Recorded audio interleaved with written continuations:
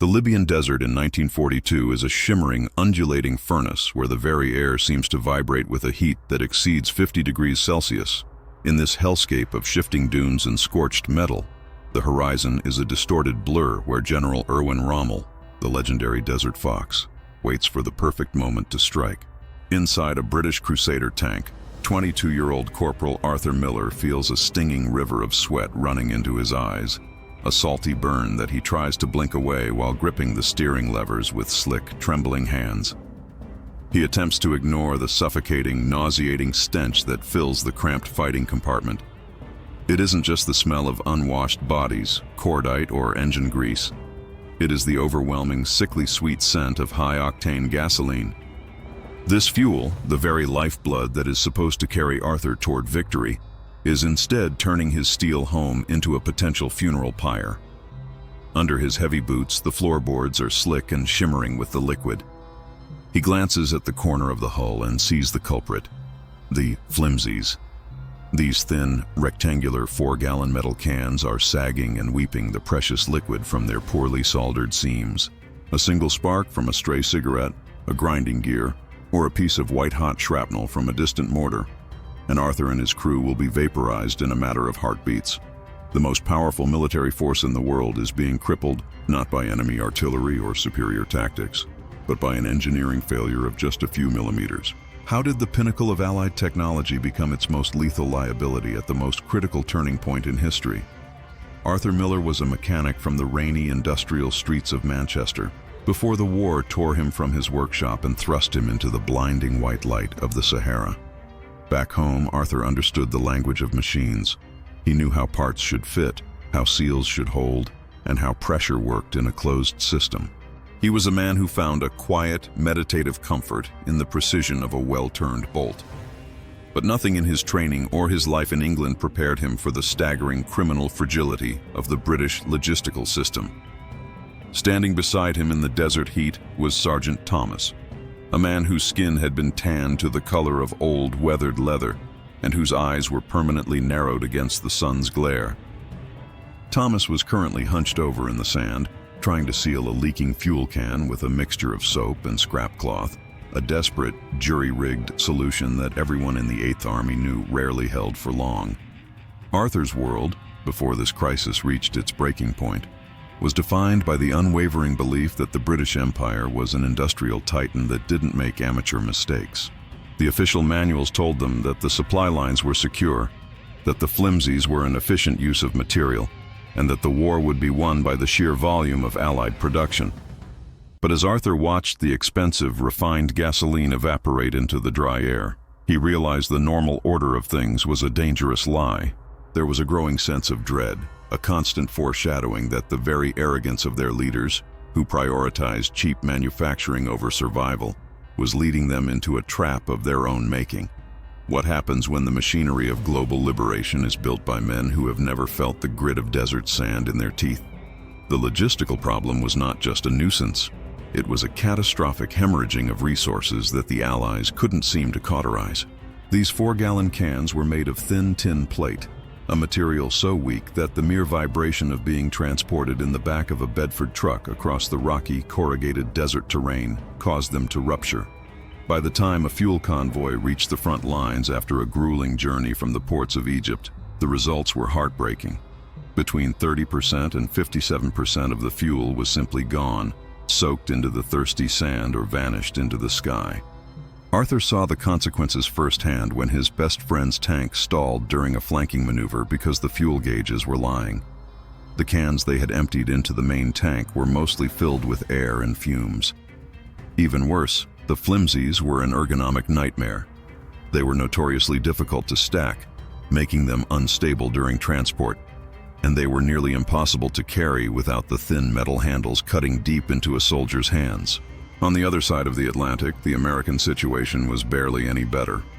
They were using 5-gallon containers based on obsolete designs from the First World War. These cans featured narrow, screw-top lids that required specialized wrenches, tools that were easily lost or buried in the chaos of a retreat, and cork gaskets that shriveled, cracked, and failed under the 120-degree Fahrenheit sun. This wasn't just a technical glitch, it was a silent massacre. Men were dying in the desert not because they lacked courage or ammunition, but because their fuel was disappearing before it could ever reach the engine. How many thousands of lives would be sacrificed to a design that was fundamentally broken? The contrast between the rigid official doctrine and the brutal reality of the sand was staggering.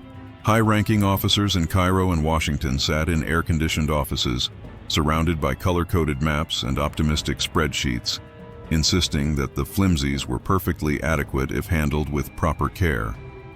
They blamed the soldiers, accusing the exhausted tankers of being clumsy or wasteful with their supplies. The manuals were clear. The cans were to be stacked a specific way, handled with gloves, and protected from the direct sun at all costs. But in the middle of a swirling sandstorm, with Junkers 87 Stukas screaming overhead in a terrifying dive, the manual was nothing more than a useless piece of paper. The soldiers on the ground, like Arthur and Thomas, lived with the reality of Benghazi burners, using the leaking fuel mixed with sand in a cut-down tin to cook their meager rations because the fuel was already wasted and the fumes were too toxic to store.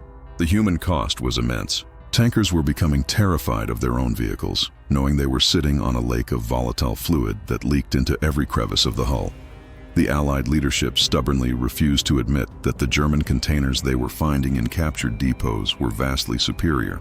To admit the enemy had a better design was seen as a blow to national morale and industrial pride.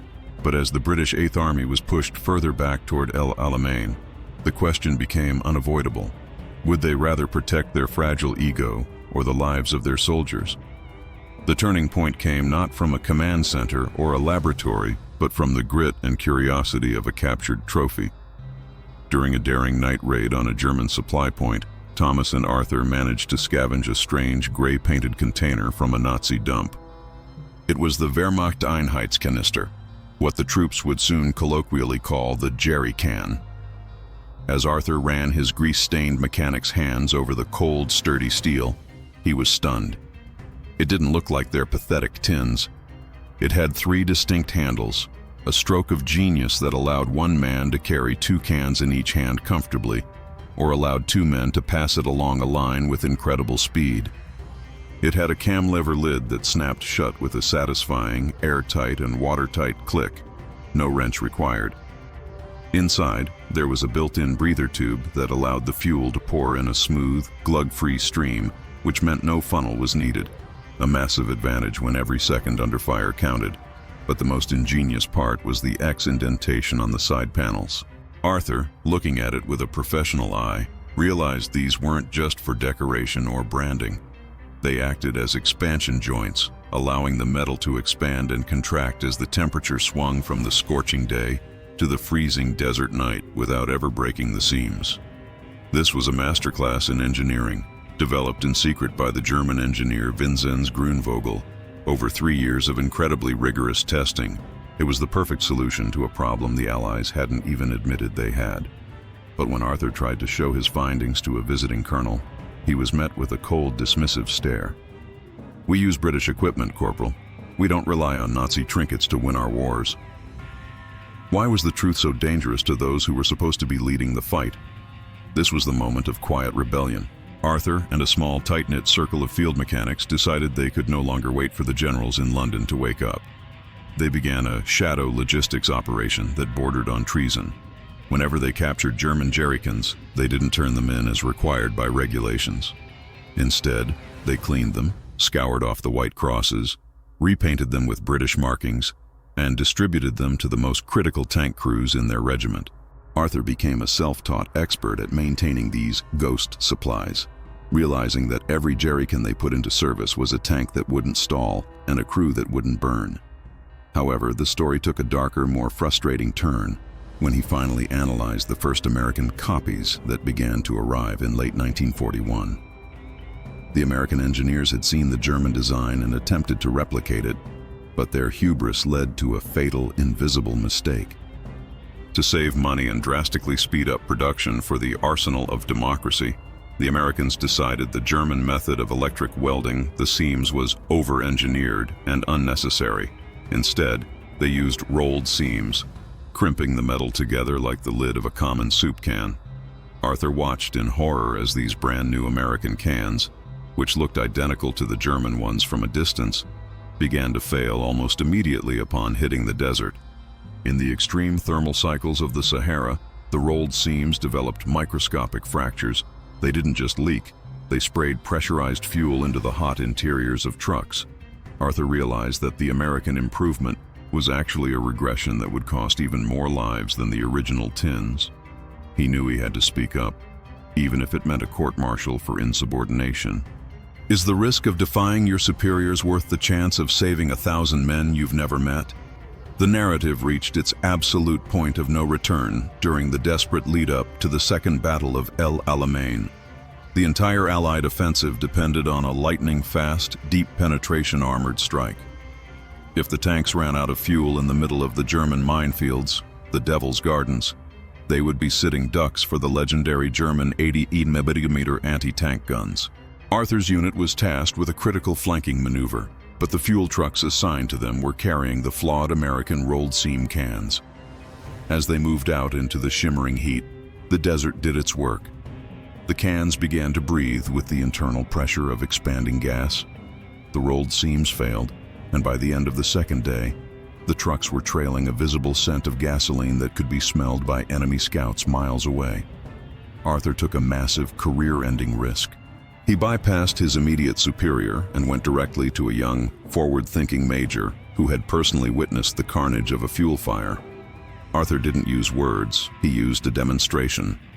He showed the major the difference: a genuine German-designed, welded can that was bone-dry after 48 hours in the sun, and a brand-new American rolled seam can that was weeping fuel like an open wound. The major looked at the leaking cans, then at the horizon where the flashes of artillery signaled the start of the battle. He made a decision that would change the course of the entire North African campaign. He ordered his entire battalion to quietly lose the official US-made cans in the sand and requisition every captured German jerrycan and every British-made welded copy they could find in the sector.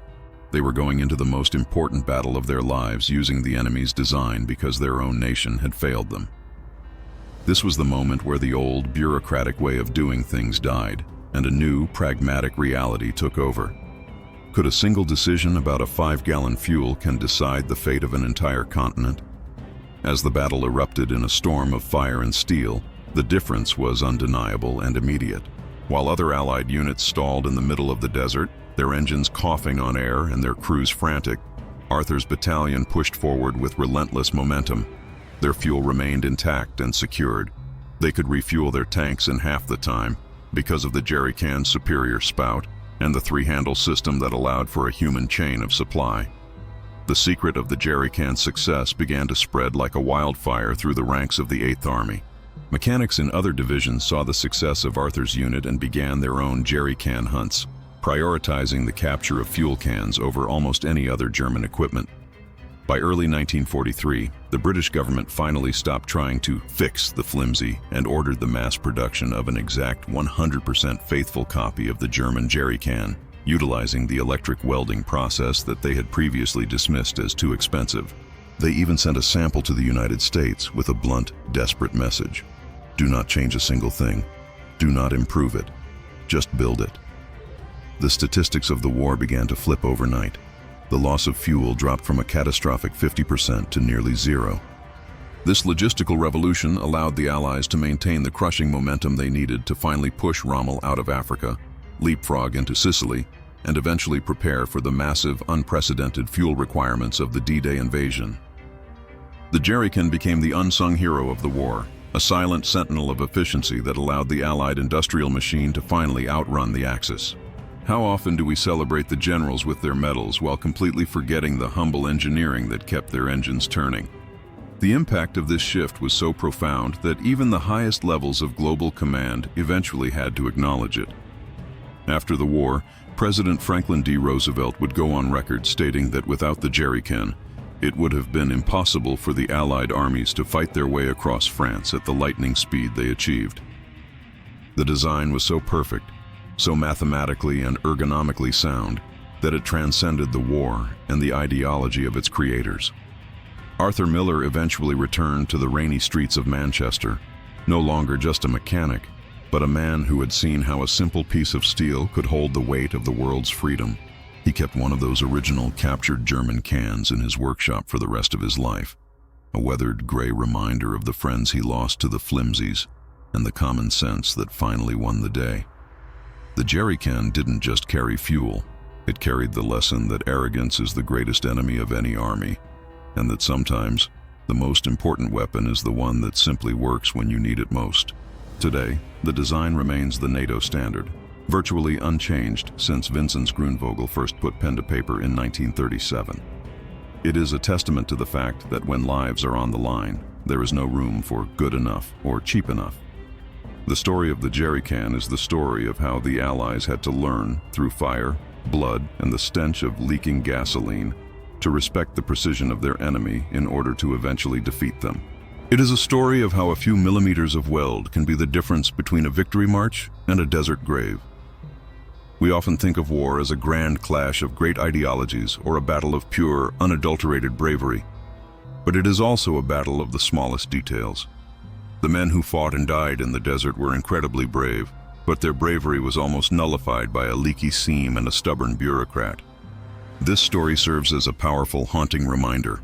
The flaws we choose to ignore in our own lives, the shortcuts we take because they are cheaper, or faster, or easier, are the very things that will cause us to leak our potential when the heat of the world is turned up. Arthur Miller and his comrades survived because they chose to see the truth of the machine rather than follow a flawed manual.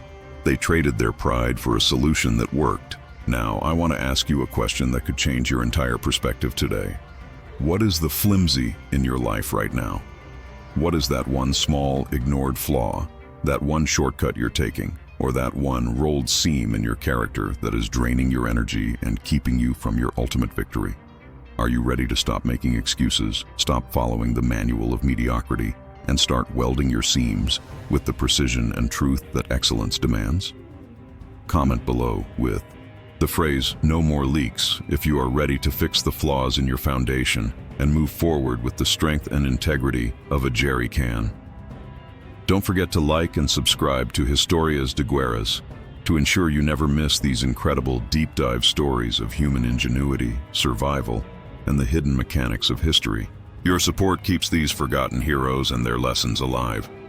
What story of courage and hidden engineering should we uncover next?